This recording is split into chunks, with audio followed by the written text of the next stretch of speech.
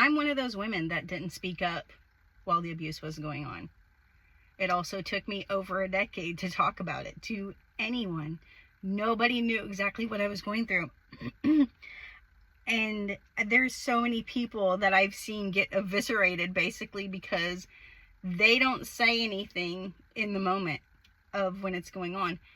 And you have to try to understand, like, from a lot of us, our mentality, first of all, for us to even be in that relationship long enough for the abuse to happen multiple times is not good. It's not good at all. We don't feel good about ourselves. We don't value ourselves. We don't love ourselves. We have beat ourselves down enough before his abuse even started. Now we let it continue. That's where I was. When I got into the relationship, I had never been in anything like that before, but I was an absolute shell of what I was previously when I got into that relationship. I was not me. I had no spark left in me. Absolutely none whatsoever. And so it wasn't hard for him at all to dig his claws into me and just eviscerate me. And it took me so long to say anything. Over a decade, I stayed quiet. I didn't tell anybody, not a soul. I didn't say a peep to anybody. Part of it was because I didn't feel like I had anyone to turn to. I didn't feel like I had support. I also felt embarrassed.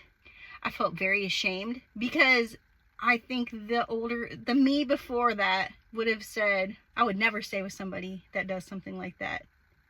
So I was like even embarrassed, I guess, to fully admit what was going on to myself. But here I am over a decade later, and now I can talk about all of it freely. It took me a while to get here, but I got here. And let me tell you, the weight that has been lifted off me and the fire that it's created inside of me, it is immeasurable.